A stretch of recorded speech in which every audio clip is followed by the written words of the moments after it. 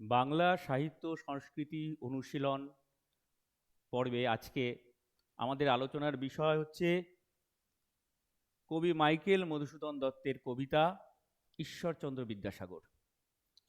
এই যে কবিতাটি, এটি আমরা আজকে আলোচনা করব। তার বিষয়বস্তু কি আছে, তার মধ্যে কি আছে। তোমরা অনেকেই জানো যে এই যে কবিতাটি, কবি মাইকেল মধুসূদন দত্তের যে কবিতাটি ঈশ্বরচন্দ্র বিদ্যাসাগর, এই কবিতাটি একাদশ শ্রেণীর প্রথম যে সেমিস্টার, সেই সেমিস্টারে যে দুটি কবিতা পাঠ্য রয়েছে তার মধ্যে এই কবিতাটি খুব গুরুত্বপূর্ণ একটি কবিতা। আমরা এই কবিতাটা সম্পর্কে আজকে আমরা আলোচনা করব। দেখো, এই কবিতাটি কবি হচ্ছেন মাইকেল মধুসূদন দত্ত। আমরা যখন কোনো কবিতা পড়তে যাব তখন সেই কবিতা পড়ার আগে আমাদের কবি সম্পর্কে একটু জানা দরকার, এবং তার কবি স্বভাব কেমন, তার চিন্তা চেতনা কেমন, কবিতার মধ্যে তিনি কি বলতে চাইছেন, এই সমস্ত কিছুই আসবে। কিন্তু তার ব্যক্তি জীবনটাকে যদি আমরা একটু না জানি তাহলে বোধহয় আমরা কবিতার মধ্যে আর ভিতরে আমরা প্রবেশ করতে পারবো না।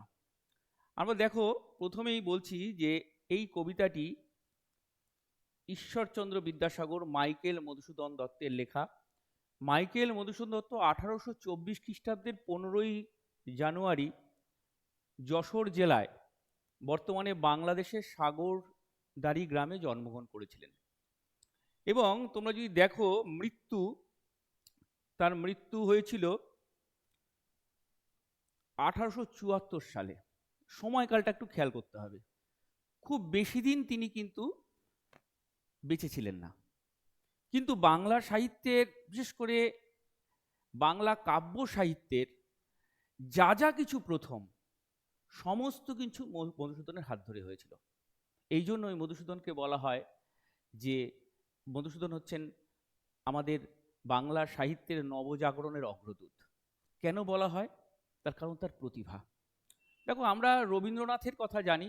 রবীন্দ্রনাথের প্রতিভা সুউচ্চ প্রতিভা, এবং তার প্রতিভার কোনো সীমা নেই। কিন্তু রবীন্দ্রনাথের কথা মাথায় রেখে আমরা বলতে পারি যে মাইকেল মধুসূদন দত্ত এমন একজন প্রতিভা ছিলেন, যিনি যদি না আসতেন তাহলে হয়তো আমরা রবীন্দ্রনাথকে পেতাম না। কেন এ কথা বলছি? তার কারণ তোমরা যদি দেখো যে বাংলা সাহিত্যের যা যা কিছু প্রথম, সমস্ত কিছুই মধুসূদনের হাত ধরে হয়েছিল। তিনি প্রথম গীতি কবিতা লিখেছিলেন, তিনি প্রথম সনেট বা চতুর্দশপদী কবিতা লিখেছেন, তিনি প্রথম মহাকাব্য লিখেছেন, তিনি প্রথম পত্রকাব্য লিখেছেন, তিনি প্রথম নাটক লিখেছেন, তিনি প্রথম ট্র্যাজেডি নাটক লিখেছেন, তিনি অমৃতাক্ষর ছন্দের জন্ম দিয়েছেন। এইরকম বাংলা সাহিত্যের যা যা কিছু প্রথম, আমরা তা মধুসূদনের হাত দিয়ে পাই। কিন্তু দুর্ভাগ্যের বিষয়, আমাদের আলোচনায় মধুসূদনকে নিয়ে আমরা এত বেশি আলোচনা করার সুযোগ পাই না, এবং বলা ভালো যে তার প্রতিভার প্রতি বোধহয় আমরা কিছুটা অবিচারই করে এসেছি। তার কারণ মধুসূদনকে নিয়ে আমাদের আলোচনা ওই পাঠ্য কবিতার মধ্যে, হয়তো তোমরা যারা দশম শ্রেণী পড়েছো, অভিষেক, মেঘনাদ বধকাব্যের একটুখানি অংশ পড়েছো, এবং সেই অমৃতাক্ষর ছন্দের কথা তোমরা কিছু কিছু জেনেছো। এই মোটামুটি এইরকমই আমাদের জানা। কিন্তু মধুসূদনের প্রতিভা যদি বিচার করতে হয় তাহলে তার চরিত্রটাকে আগে আমাদের বুঝতে হবে। তার জীবন, আমরা বলেছি যে 1824 থেকে তার জন্ম এবং 1874-এ তার মৃত্যু। এবং এই সময়ের মধ্যে, এই অল্প সময়ের মধ্যে তিনি অনেক কিছু তৈরি করেছেন, অনেক কিছু লিখেছেন।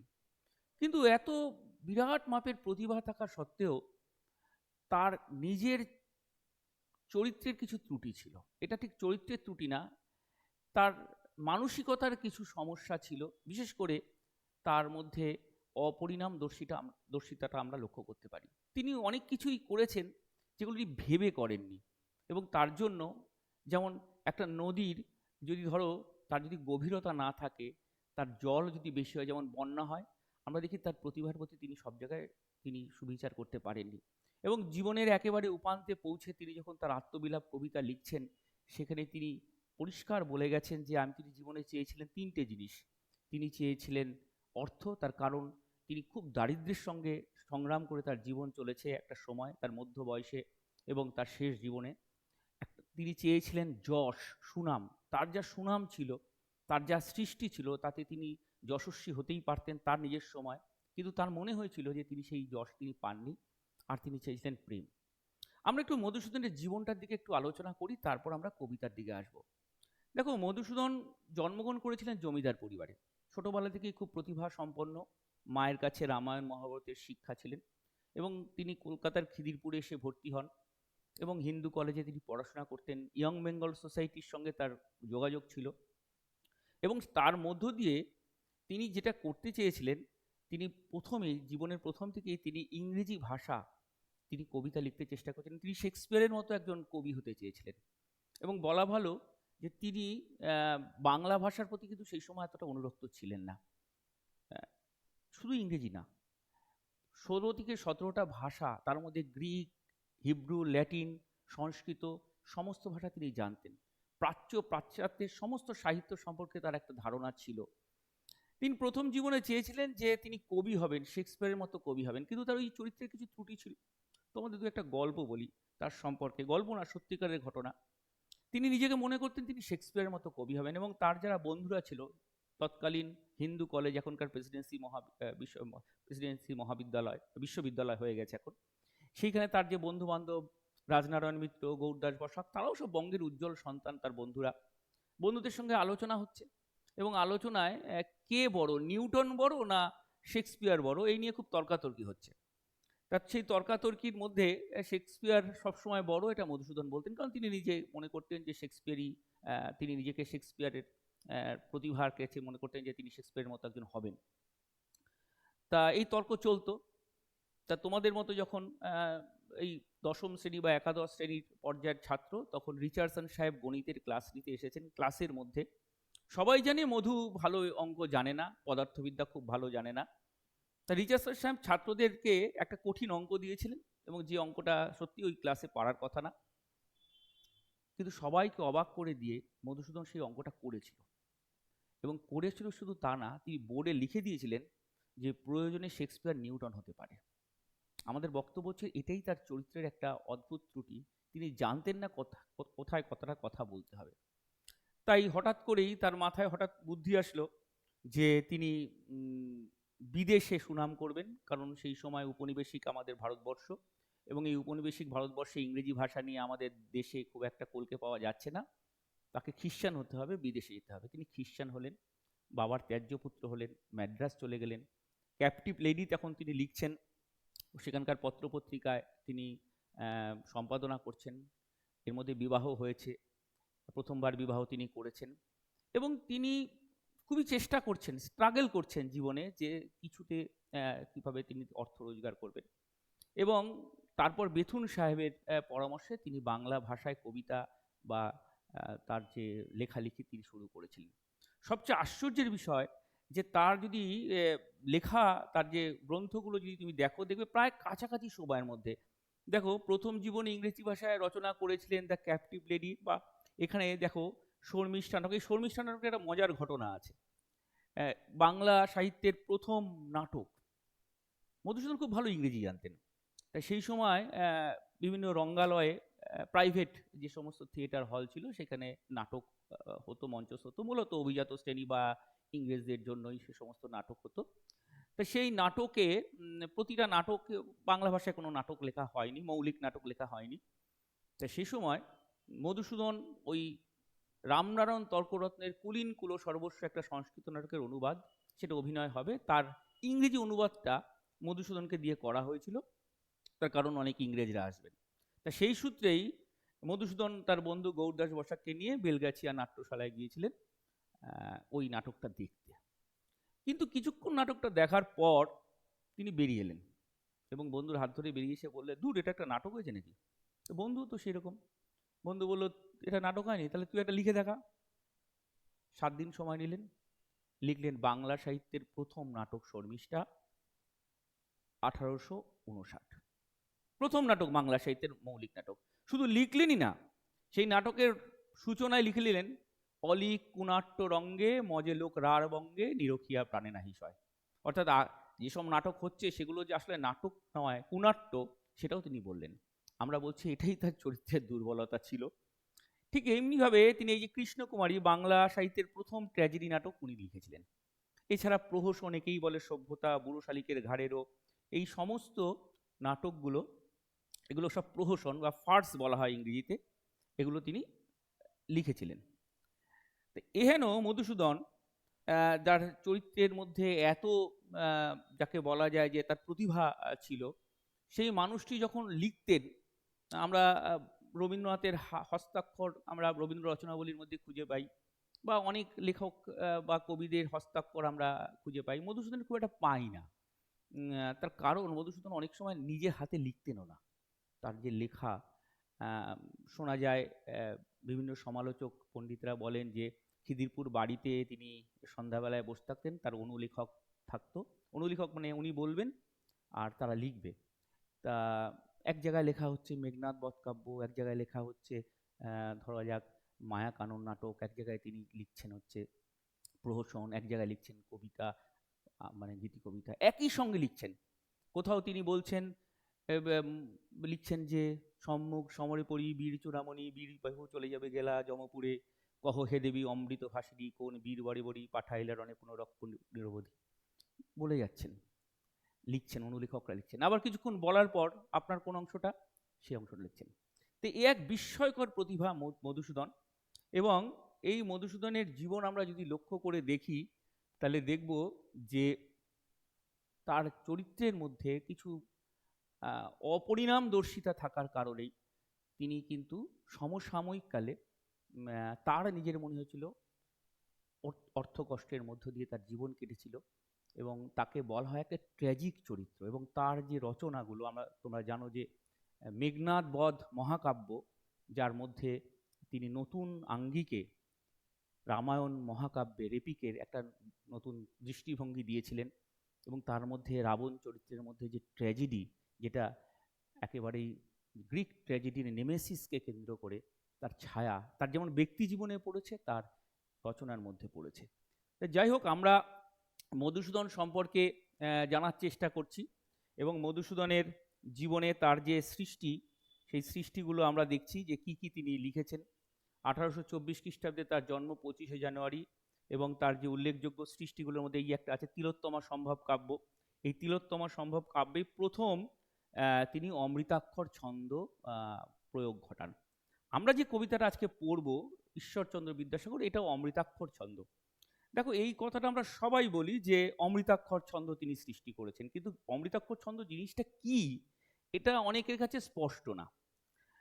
প্রথম কথা হচ্ছে, মধুসূদন মিল্টনের ব্ল্যাঙ্ক ভার্স, মিল্টনের লেখা মহাকাব্য, লিটারারি এপিক প্যারাডাইস লস্ট এবং প্যারাডাইস রিগেইনড, এই মহাকাব্য দুটো খুব আত্মস্থ করেছিলেন মধুসূদন একসময়। এবং সেখানে যে ব্ল্যাঙ্ক ভার্স, এই যে ব্ল্যাঙ্ক ভার্সের অনুসরণে তিনি কিন্তু অমৃতাক্ষর ছন্দ বাংলা ভাষায়, বাংলা সাহিত্যে প্রথম প্রয়োগ করেন। এবং বাংলা ছন্দের যে ইতিহাস, সেই ছন্দের ইতিহাসের যে গতিপথ বদল হয় মধুসূদনের হাত ধরেই।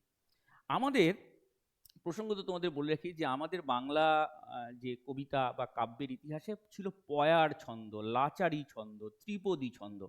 পয়ার ছন্দটা কেমন, সেটা হচ্ছে 8, 6, 14 মাত্রার ছন্দ।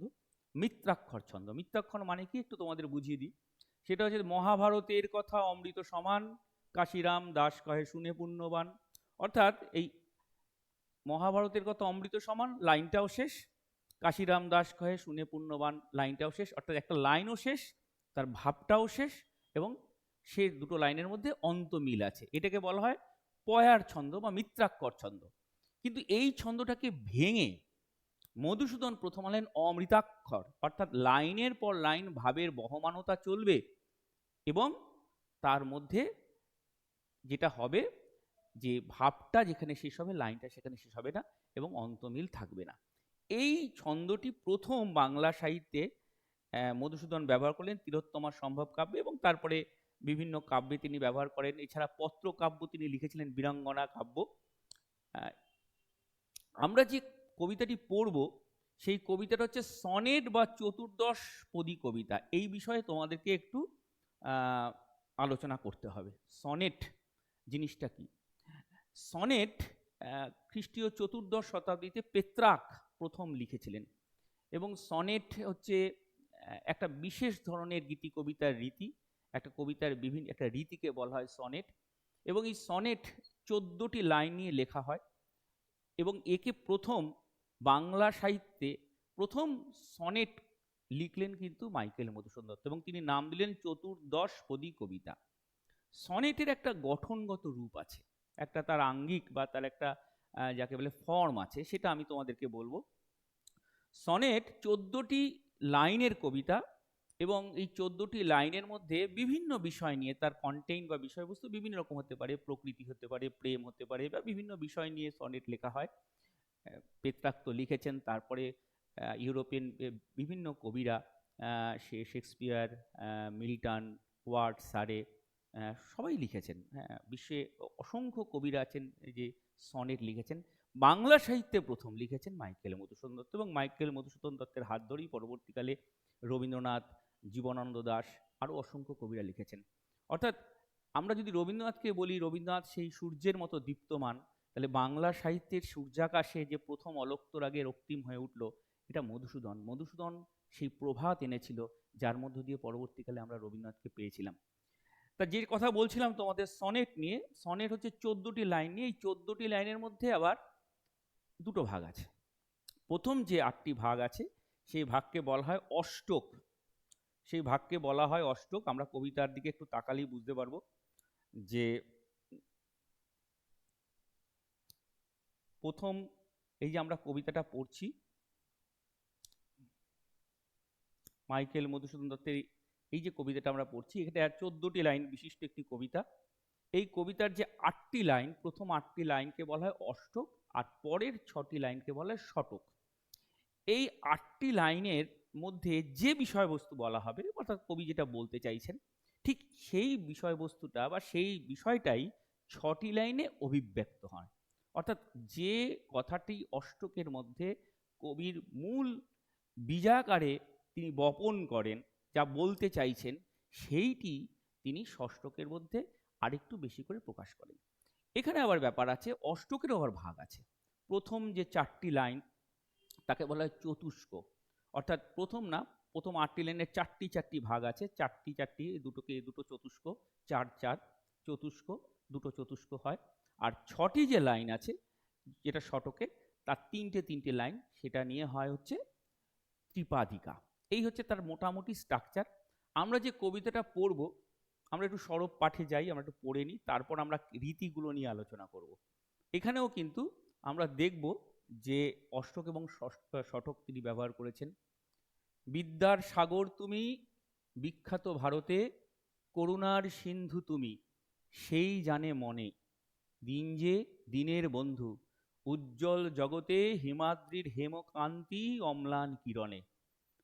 কিন্তু ভাগ্য বলে পেয়েছে মহাপর্বতে, যে জন আশ্রয় লয় সুবর্ণ চরণে, সেই জানে কত গুণ ধরে কত মতে, গিরিশ কিবা সেবা তার সে সুখ সদনে।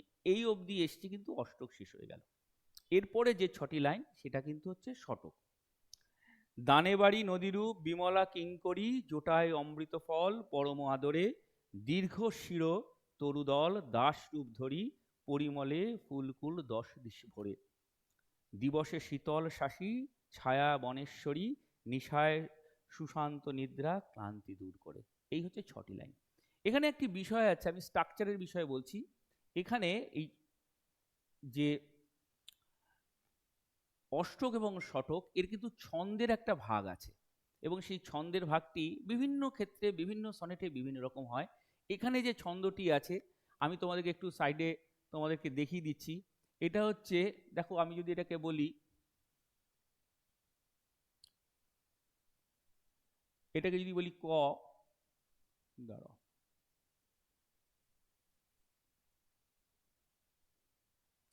আচ্ছা এটাকে যদি আমি বলি ক, ক খ, ক খ, ক খ, দেখো বিখ্যাত ভারতে, এটাকে যদি বলি ক, এটা হচ্ছে খ। দিন যে দিনের বন্ধু উজ্জ্বল জগৎ, দেখো ভারতের সঙ্গে জগতে মিলছে, এটা হচ্ছে ক। হিমাদ্রি হেমকান্তি অম্লান কিরণে, মনের সঙ্গে মিলছে, খ। তাহলে এই প্রথম চতুষ্ক হচ্ছে ক খ ক খ। ঠিক দেখবে পরের চতুষ্কটাও একই রকম হবে। কিন্তু ভাগ্য বলে পেয়ে সে মহাপর্বতে, দেখো এখানে জগতে হয়েছিল ক, যে জন আশ্রয়ালয় সুবর্ণ চরণে খ, ঠিক সেই জানে কত গুণ ধরে কত মতে, গিরিশ কিবা সেবা তার সে সুখ সদনে। দেখো ঠিক ক খ ক খ ক খ ক খ, কিন্তু যখন তুমি শতকে যাচ্ছে টোটালটাই ছন্দটা পাল্টে যাচ্ছে।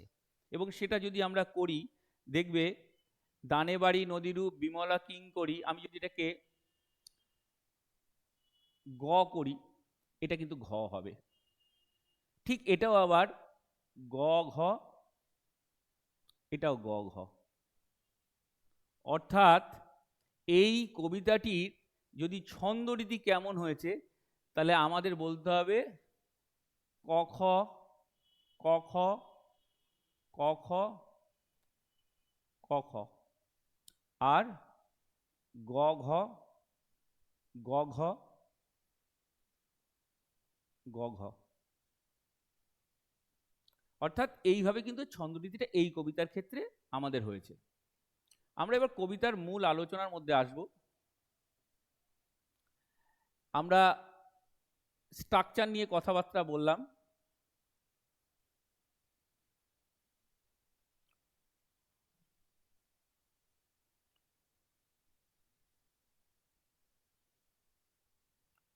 মূল কবিতায় আমরা পড়ার আগে আমরা একটু দেখব যে কবিতার মধ্যে কি কি বৈশিষ্ট্যগুলো আছে। প্রথম কথা, এই কবিতার বৈশিষ্ট্য হচ্ছে এটা হচ্ছে একটি সনেট বা চতুর্দশপদী কবিতা। এটি একটি সনেট বা চতুর্দশপদী রীতির কবিতা, যেটা আমি আগে একটু তোমাদের বলে দিলাম। 2 নম্বর পয়েন্ট হচ্ছে অমৃতাক্ষর ছন্দের প্রয়োগ। আমি এই প্রসঙ্গে বলে দিই যে তোমাদের যারা 11 ফার্স্ট সেমিস্টারে যাবে তারা দেখবে তোমাদের কিন্তু প্রশ্ন যে হবে সে প্রশ্ন কিন্তু সব এমসিকিউ, এবং এই এমসিকিউ কিন্তু মাধ্যমিকের মতো নয়, এর অনেকগুলো ধরন আছে। তার মধ্যে রিজনিং আছে, তার মধ্যে শূন্যস্থান আছে, তার মধ্যে ডায়াগ্রাম আছে, তার মধ্যে সত্যি মিথ্যা আছে, এবং অনেক ধরনের কিন্তু ঘুরিয়ে প্রশ্ন হয়। ফলে একেবারে টেক্সটটা খুঁটিয়ে পড়তে হবে এবং বুঝতে হবে। এই যে ছন্দ রীতিটা আমি এই কারণে বললাম যে তার কারণটা হচ্ছে এটা যদি স্পষ্ট করে না বোঝো ওইরকম কিন্তু তোমাদের ট্রু ফলসের মতো দিয়ে দেবে। যেমন অমৃতা ছন্দটা কিভাবে হলো আর কি সেটাও তোমাদের বললাম। এই কবিতার মধ্যে যেটা রয়েছে তার ইতিহাসটা আমি বলবো, সেটা হচ্ছে ঈশ্বরচন্দ্র বিদ্যাসাগরের প্রতি অগাধ শ্রদ্ধা এবং ভক্তির আতিশয্য। আমরা কবিতাটা যখন পড়বো তখন আমরা এটা নিয়ে আলোচনা করব। আর একটা জিনিস রয়েছে, সেটা হচ্ছে ভাষার গাম্ভীর্য এবং মাধুর্যের অবস্থান। এই কবিতাটা যখন আমরা পড়বো তার যে ভাষার একটা ওজস্বিতা এবং ভাষার যেটা গাম্ভীর্য সেটাও রয়েছে। এবার আমরা একটা উৎসে চলে যাই, কবিতাটার উৎস। দেখো এই কবিতাটা যখন লেখা হচ্ছে সেই তখন মধুসূদন বিদেশে। একটা সময় মধুসূদনের মনে হয়েছিল যে তাকে বিদেশে যেতে হবে ব্যারিস্টারি পড়ার জন্য, এবং ব্যারিস্টারি পড়লে পরে তিনি কিছু গ্রাসাচ্ছাদনের পথ খুঁজে পাবেন, এবং তার যা সম্পত্তি ছিল ওখানে সমস্ত সম্পত্তি একজনের কাছে দিয়েছিলেন লিজে। দিয়ে ভেবেছিলেন বছরে তাকে একটা টাকা পাঠাবে বা মাসে মাসে একটা টাকা পাঠাবে। তিনি লন্ডন যান, ইউরোপ যান, এবং সেখান থেকে ফ্রান্সের ভার্সাইতে যান। কিন্তু দুর্ভাগ্য এই যে যাকে তিনি দায়িত্ব দিয়েছিলেন তার সম্পত্তি লিজ দেওয়ার পর যে টাকাটা পাঠানো সে টাকা পাঠায় না। চূড়ান্ত দারিদ্র্যের মধ্যে তার দিন কাটে, এবং তার স্ত্রী হেনরিয়েটা তিনিও বিদেশে চলে যান চূড়ান্ত আর্থিক দুরবস্থার মধ্যে, ছোট শিশুপুত্র। এই সমস্ত অবস্থার মধ্যে মধুসূদনের এমন একটা অবস্থা যে ফ্রান্সের ভার্সাই জেলে তাকে যেতে হবে, এমন একটা পরিস্থিতি হয়।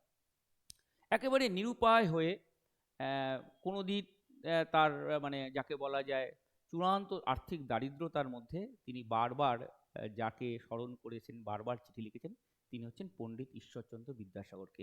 আমরা বিদ্যাসাগর নিয়ে আলোচনায় আসব, কারণ মধুসূদন নিয়ে যখন আলোচনাটা করছি যাকে নিয়ে মধুসূদন লিখছেন সেই বিদ্যাসাগরকে নিয়েও আমরা আসব।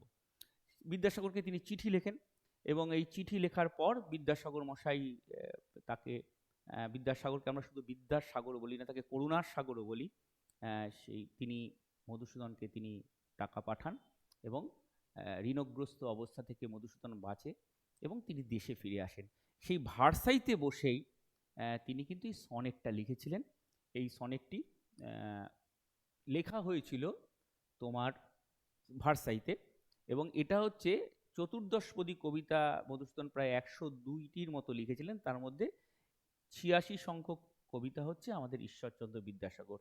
এবং এই সনেটগুলি 1865 খ্রিস্টাব্দে লেখা হলেও এটা বই আকারে প্রকাশিত হয়েছিল 1866 খ্রিস্টাব্দে। এই তথ্যগুলো তোমাদের কিন্তু জানা দরকার। আমি একটু প্রেক্ষাপটটা আসি। দেখো, রাজনারায়ণ বসুকে লেখা একটি চিঠিতে মাইকেল মধুসূদন দত্ত লিখেছিলেন, I want to introduce the sonnet into our language. তার বন্ধু রাজনারায়ণ বসুকে তিনি বলছেন যে তিনি সনেট লিখতে চান।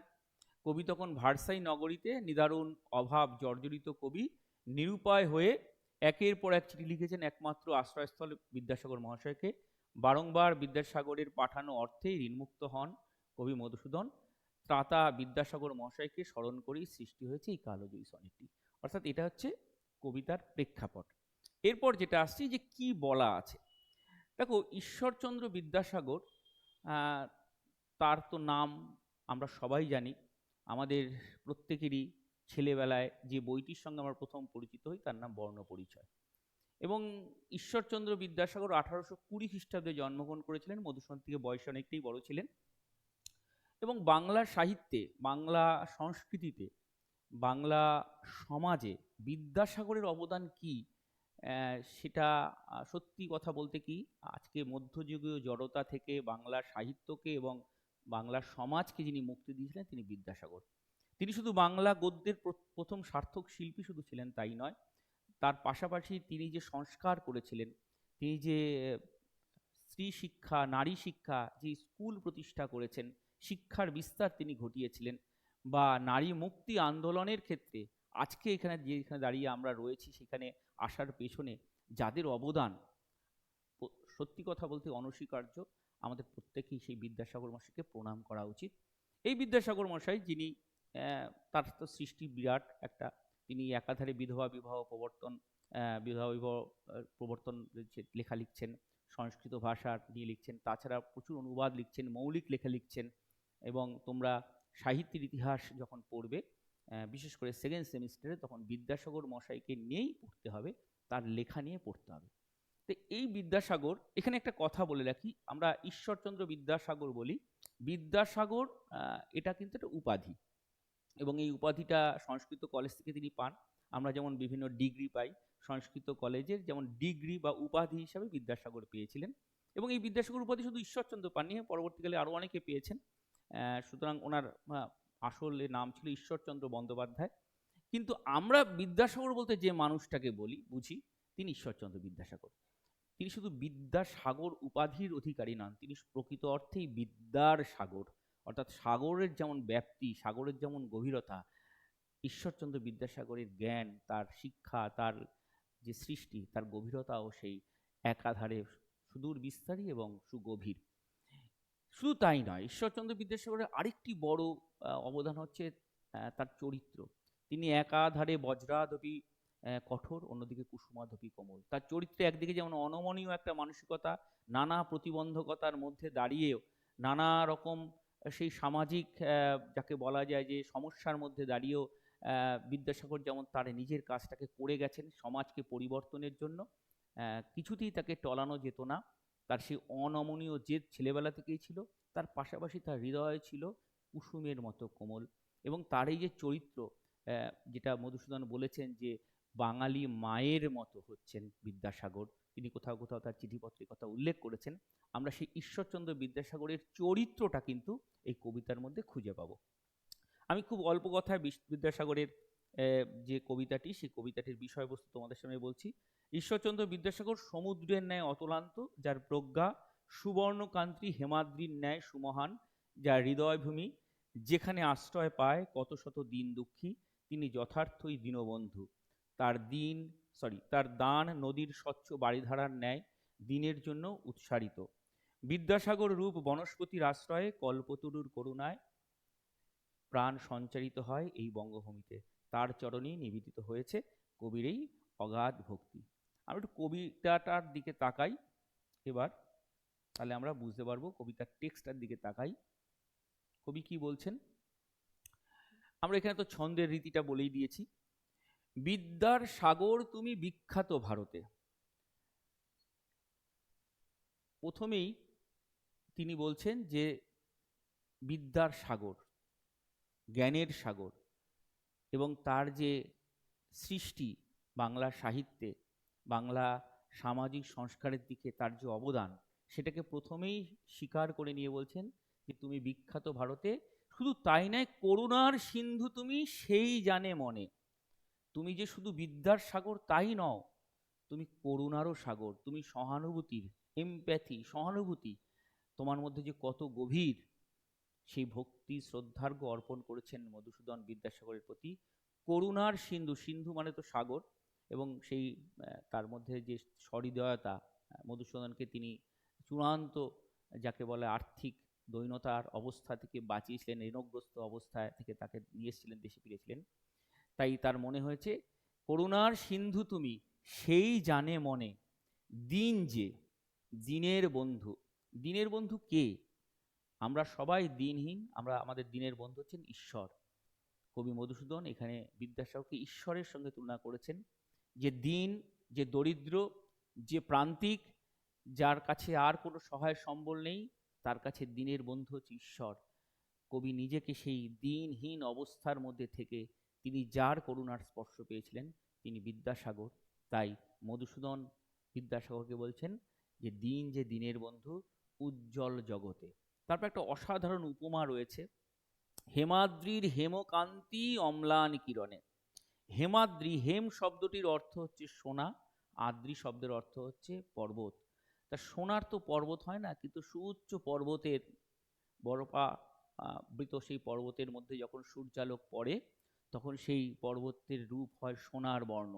আর তার সেই আভা, সেই আভা যখন ছড়িয়ে পড়ে, সেই আভা চতুর্দিকে যখন তার প্রতিচ্ছবি, তার যাকে বলা হয় প্রতিভাস চতুর্দিকে হয়, সেটা যেমন, ঠিক তেমনি বিদ্যাসাগর একাধারে তিনি সুউচ্চ পর্বতের মতো তার, তার চরিত্র, তার ব্যক্তিত্ব, তার শিক্ষা এবং তার সামাজিক সংস্কারের মধ্য দিয়ে তিনি আমাদের কাছে সেই রকমই একজন পর্বতের মতো সুবিশাল ব্যক্তিত্ব। আর তার যে হৃদয়, তার মধ্যে যে করুণার বারিধারা, তার যে করুণার সিন্ধু বয়ে যাচ্ছে, তার যে ছবি, কবির মনে হয়েছে হেমাদ্রির হেমক্লান্তি অম্লান কিরণে, যে কিরণ, যে আভা তার মধ্যে দিয়ে ছড়িয়ে পড়েছে। কিন্তু ভাগ্য বলে পেয়ে সে মহাপর্বতে, যেজন আশ্রয় লয় সুবর্ণ চরণে। অর্থাৎ সবাই পায় না, যে ভাগ্যবান সেই মানুষই সেই করুণার পায় আর কি। বিদ্যাসাগরের সেই করুণার স্পর্শ মধুসূদন পেয়েছিলেন, এবং সেই জন্যই বলছেন তিনি ভাগ্যবান। সেই মহাপর্বতের সান্নিধ্যে তার পাদদেশে এসে পৌঁছেছেন এবং আশ্রয় পেয়েছিলেন সেই সুবর্ণ চরণে, অর্থাৎ তার সেই পায়ের কাছে তিনি স্থান পেয়েছেন। এটা মধুসূদনের ভক্তি শ্রদ্ধার্ঘ নিবেদন বিদ্যাসাগরের প্রতি। সেই জানে কত গুণ ধরে কত মতে গিরিশ। এবং এখানে গিরিশ মানে হিমালয়, অর্থাৎ হিমালয় যেমন সুউচ্চ পর্বত, সেই হিমালয়ের সঙ্গে তুলনা করেছেন এখানে মধুসূদন ঈশ্বরচন্দ্র বিদ্যাসাগরকে। এবং সেই জানে যে হিমালয়ের যে বিশালতা, তার যে ব্যাপ্তি এবং তার যে উচ্চতা, সে মানুষটা জানে যে তার স্পর্শ পেয়েছে, তার কাছে পৌঁছেছে। এবং সেই হিমালয়ের তারপরে কিছু উপমা রয়েছে, সেই কাব্য উপমাটা তোমাদেরকে বলে দিচ্ছি। সেই কিবা সেবা তার সে সুখ সদনে, দানে বাড়ি নদীরূপ বিমলা কিঙ্করী, জোটায় অমৃত ফল পরম আদরে। দেখো, পর্বত যেখানে হয়, সেই পর্বতের সঙ্গে নদীর সৃষ্টি হয়। সেই পর্বতের মধ্য থেকে যে নদী হয়, সে নদীর সেবা করে, এবং সেই নদীর সেবার স্পর্শে গাছ, উদ্ভিদ সমস্ত কিছু তৈরি হয়, প্রকৃতি জগৎ, জীব জগৎ তারা প্রাণ সঞ্চারিত করে। এই যে জীবজগতের এই যে বয়ে চলা, এই যে চলা, তাদের যে জীবন বাঁচানোর জন্য নদীর যে ভূমিকা, সেবা দাসীর মতো। এই যে বিমলা কথাটির অর্থ হচ্ছে একেবারে পবিত্র, কিঙ্করী মানে দাসী, দানে বাড়ি মানে হচ্ছে জল, অর্থাৎ নদী যেমন তার জল, পবিত্র জল দিয়ে সেবা দাসীর মতো সেবা করে এই প্রকৃতিকে, এই আমাদেরকে, মানুষকে, সবাইকে। এবং সেই নদী তৈরি হয় হচ্ছে কোথা থেকে? সেই হিমালয় থেকে, সেই পর্বত থেকে। ঠিক সেইভাবেই কিন্তু বিদ্যাসাগরের সেই স্পর্শ বা বিদ্যাসাগরের করুণার মধ্য দিয়ে অসংখ্য মানুষ, এমনকি কবি নিজেও কিন্তু সেই সেবা বা সেই সান্নিধ্য পেয়েছেন। এবং সেই নদীর, যাকে বলা হয় সেবার দাক্ষিণ্যে বা সেই পর্বতের পার্শ্বে কি হয়? জটায় অমৃত ফল পরম আদরে দীর্ঘশির তরুদল।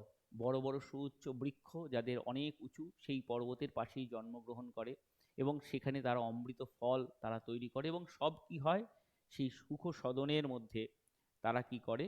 সেখানে তারা সেই হিমালয়ের পাদদেশে বা হিমালয়ের পাশে সেই সুখ সদনের মধ্যেই তারা কিন্তু বিস্তার লাভ করে। পুরো সামগ্রিক চিত্রকল্পটির মধ্য দিয়ে কিন্তু ঈশ্বরচন্দ্র বিদ্যাসাগরের যে চরিত্র, তার যে চিন্তাভাবনা, তার যে ব্যাপকতাকে বোঝানো হয়েছে এবং তার পাশাপাশি তার যে করুণারূপ যে ভাবনা, সেই ভাবনা কিভাবে মানুষকে সেবা করার মধ্য দিয়ে আমাদের মধ্য দিয়ে রয়েছে, সেটা কিন্তু মধুসূদন তুলে ধরেছেন তার ভক্তি শ্রদ্ধার্ঘ্য দিয়ে। কি বলছেন? যে দীর্ঘশির তরুদল দাসরূপ ধরি পরিমলে ফুলকুল দশ দিশ পরে। এবং সেই সুউচ্চ গাছ, সেই তরুদল, তারা দাস রূপ ধারণ করে এবং করে তারা কি করে? ফুল ফল 10 দিকে ভরে তোলে এবং সেই দিবসের শীতল শাসী ছায়া বনেশ্বরী, যেভাবে বনেশ্বরী বা বন যেভাবে ছায়া দান করে, অর্থাৎ এখানে বৃক্ষের সঙ্গে তুলনা করা হচ্ছে, এখানে হিমালয়ের সঙ্গে তুলনা করা হচ্ছে, এখানে সেই নদীর সঙ্গে তুলনা করা হচ্ছে, যারা এই প্রকৃতিতে অকৃপণভাবে তারা কি করে যাচ্ছে? তারা সেবা করছে। এবং বিদ্যাসাগরের চরিত্রের মধ্যে এই যে সেবা, এই যে সহানুভূতি, এই যে করুণার স্পর্শ, তাকেই কিন্তু এখানে কবি আমাদের সামনে তুলে ধরেছেন। আমরা একটু ডিটেল আলোচনা করব এবং সেখানে আমরা কবিতাটাকে একটু অ্যানালাইসিস করব, তাহলে আরো স্পষ্টত বুঝবে। দেখো, আমরা ছোট ছোট পয়েন্ট আকারে আকারে এগুলো তুলে ধরছি তোমাদের সামনে, যেহেতু তোমাদের এমসিকিউ বা বিভিন্ন ধরনের প্রশ্ন হবে, রিজনিং এর প্রশ্ন হবে বা বিভিন্ন তথ্য বা নিয়ে প্রশ্ন হবে, সেই জন্যই কিন্তু আমরা এই ধরনের করছি আর কি। আমরা প্রথমেই কি জানলাম? যে আমাদের প্রাসঙ্গিক তথ্য, এটা হচ্ছে চতুর্দশপদী কবিতা, এটার প্রকরণ হচ্ছে সনেট এবং এটা 14টি পংক্তি এবং প্রতিটা পংক্তিতে 4টি করে 14টি করে অক্ষর রয়েছে। এবার আমরা হচ্ছে অনুচ্ছেদ সংখ্যায় আসছি। এই সনেটটিতে স্পষ্ট কোনো অনুচ্ছেদ নেই, অন্তমিলের অষ্টক এবং শতক হচ্ছে লক্ষ্য করা যায় এবং অন্তমিলের বিন্যাস আগে তোমাদের বুঝিয়ে দিয়েছি, ক খ ক খ ক খ যেরকম ভাবে রয়েছে, আমরা আগে এটা টেক্সট আলোচনার সময় করে দিয়েছি। ভাষারীতি কিরকম? চলিত ভাষারীতি, কিন্তু তৎসম এবং শব্দবহুল এবং ওজস্বী ভাষা। রচনার দৃষ্টিকোণটা কেমন? বিদ্যাসাগরের গুণাবলীর বৈচিত্র্য ও অভিনবত্বকে মুগ্ধতার সঙ্গে তুলে ধরা হয়েছে। রস, সংস্কৃত শাস্ত্রের রসবিচার বলা হয়, যে একটা কবিতা বা একটা লেখা তার রস কি আছে, 9টি রস আছে। যেমন ধরো মেঘনাদ বধ কাব্য পড়ছি, সেটি কোথাও করুণ রস আছে, কোথাও রৌদ্র রস আছে, কোথাও বীর রস আছে, তা সে রসবিচার আছে। যদি আমি এটার রসবিচার করতে যাই, তাহলে এটা হচ্ছে ভক্তি মিশ্রিত শ্রদ্ধা রয়েছে। কবিতার মধ্যে মুখ্য চরিত্রকে বিদ্যাসাগর তথা ঈশ্বরচন্দ্র বিদ্যাসাগর, অর্থাৎ ঈশ্বরচন্দ্র বিদ্যাসাগরের চরিত্রটাকেই কবিতার মধ্যে তুলে ধরা হয়েছে। মুখ্য প্রতিপাদ্য বিষয় কি? সেটা হচ্ছে ঈশ্বরচন্দ্র বিদ্যাসাগরের অসীম পাণ্ডিত্য এবং অপার করুণার ভাষ্য রচনা। তার চরিত্রটা, তার পাণ্ডিত্য এবং অপার করুণা, এই দুটো দিক, যেটা আমি প্রথমেই পয়েন্ট আকারে বলেছি, বজ্রাদপি কঠোর কুসুমাদপি কোমল তার চরিত্র। এই তথ্যগুলো এবার কিন্তু তোমাদের কাজে লাগার মতো। যেমন ধরো কবিতায় উল্লেখিত হয়েছে কি কি? সাগর উল্লেখিত হয়েছে, পর্বত উল্লেখিত হয়েছে, নদী হয়েছে, বৃক্ষের সঙ্গে বিদ্যাসাগরের চরিত্র এবং কীর্তি তুলনা করা হয়েছে। আমরা কবিতা পড়ার সময় আমরা এটা আলোচনা করেছি। বিশেষ শব্দের ব্যবহার, কি কি শব্দগুলো, একটু বিশেষ বিশেষ শব্দ, এগুলো সাধারণত মহাকাব্যে ব্যবহার হয় বা এগুলো চলিত ভাষায় লেখা হলেও এগুলো সাধারণত একটু সাধু গদ্যতে ব্যবহার হয়। হেমাদ্রি, গিরিশ, বিমলা, কিঙ্করী, বাড়ি, দীর্ঘশির, তরুদল, পরিমল, 10 দিশ, প্রত্যেকটার মানে আমি বলে দিয়েছি। হেমাদ্রি মানে হচ্ছে সোনার বর্ণ পর্বত, গিরিশ হচ্ছে হিমালয়, বিমলা মানে হচ্ছে খুবই যাকে বলা হয় পবিত্র, কিঙ্করী মানে দাসী, বাড়ি মানে জল, দীর্ঘশী মানে খুব সুউচ্চ, তরুদল মানে গাছ। হ্যাঁ, এইরকম। এবার দেখো আমরা একটু চরণ অনুযায়ী বা লাইন অনুযায়ী আলোচনা করি।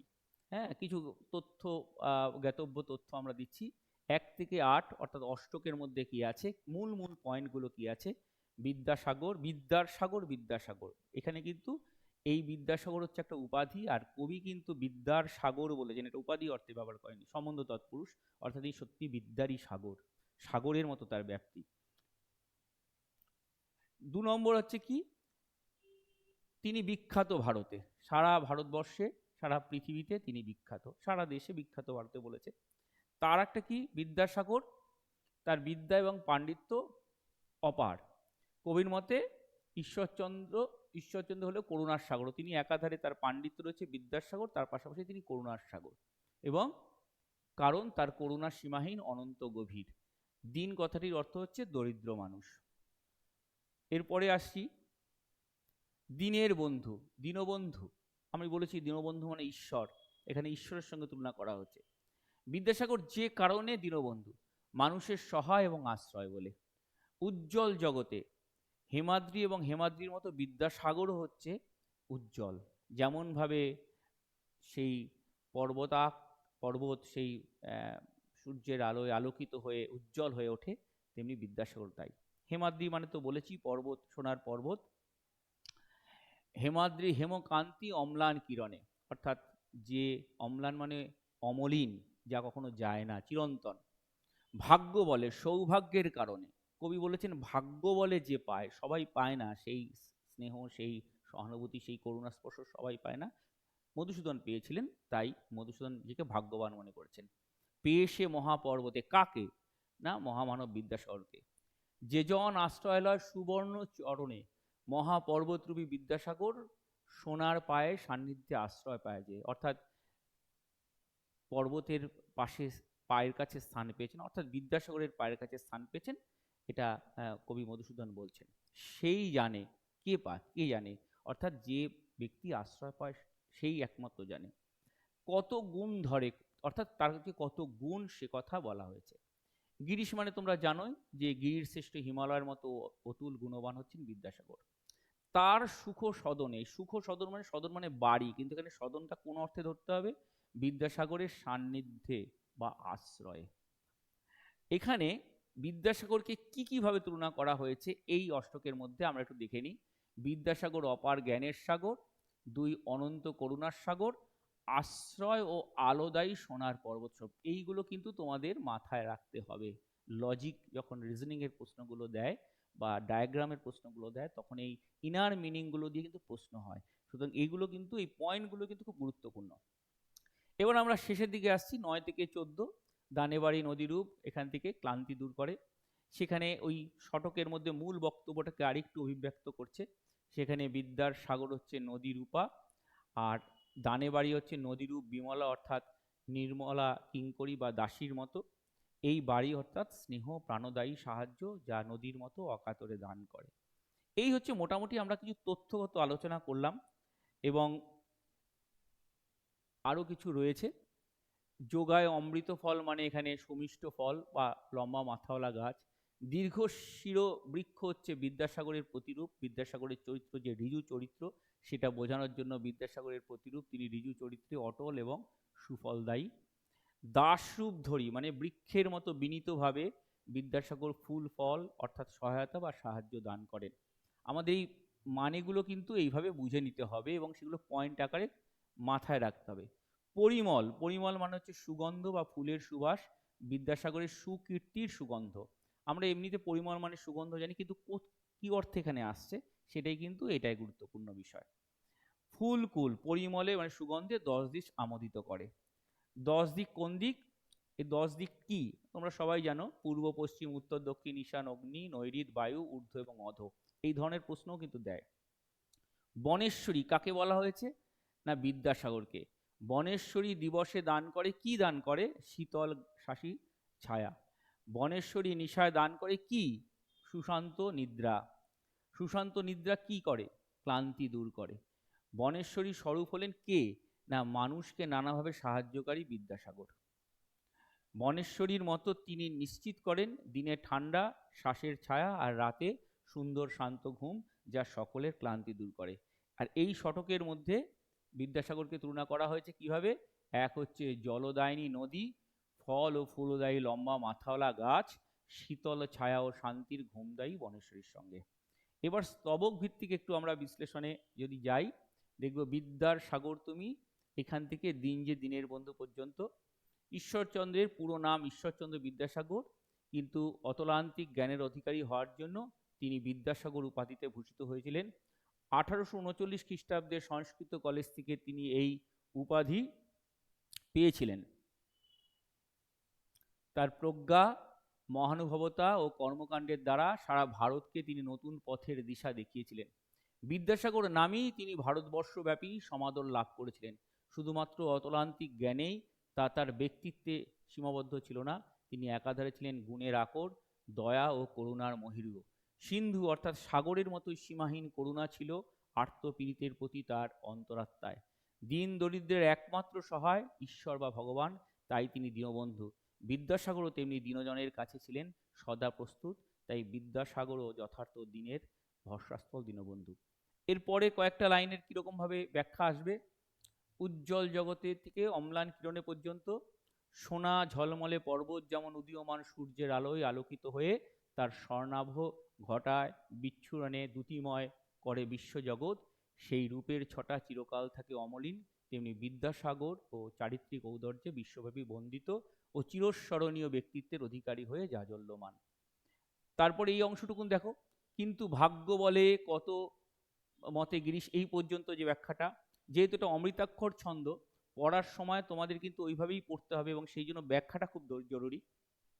যে ভাগ্যবান বিদ্যাসাগরের মতো মহাপর্বতরূপী ব্যক্তিত্বের বিশ্ববন্দিত চরণে আশ্রয় পায়, একমাত্র তার পক্ষে উপলব্ধি করা সম্ভব যে গিরিশ অর্থাৎ হিমালয়ের মতো তিনি গুণের আকর। কঠিন পাথরের মধ্যে যেমন লুকিয়ে থাকে কোমল মতি বৃক্ষ প্রাণ, তেমনি কোমল কঠিনের যথার্থ সহাবস্থান ছিল বিদ্যাসাগরের ব্যক্তিত্বের।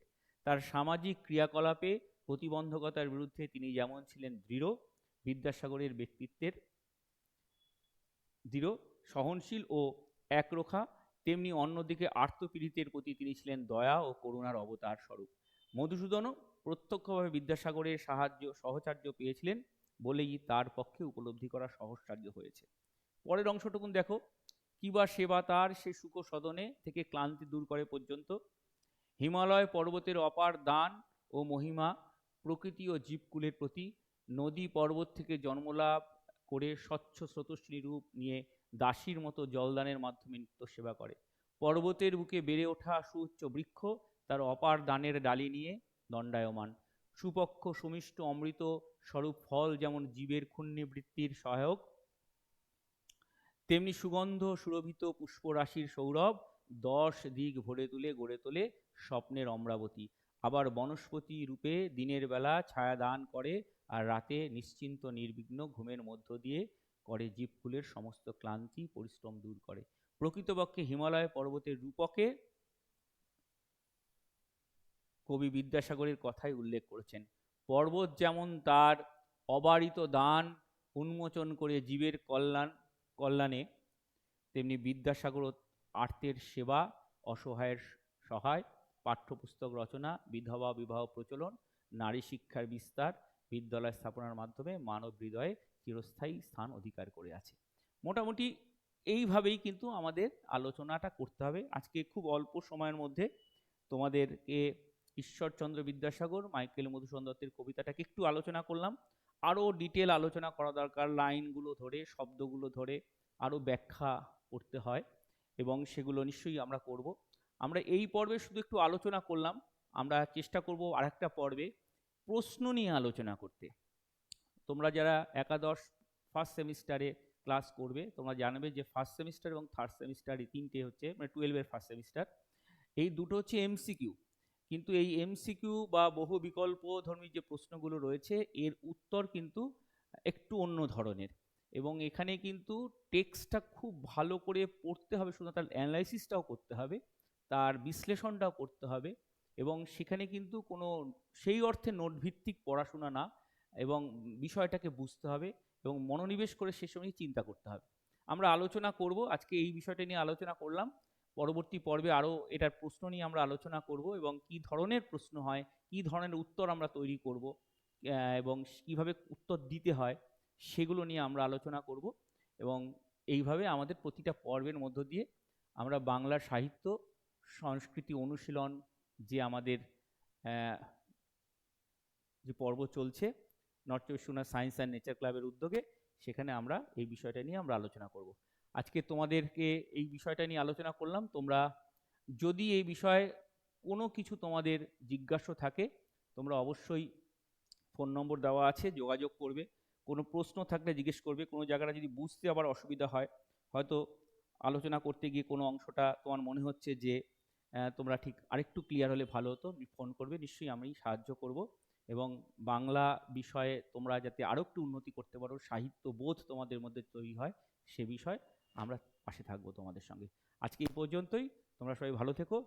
ধন্যবাদ।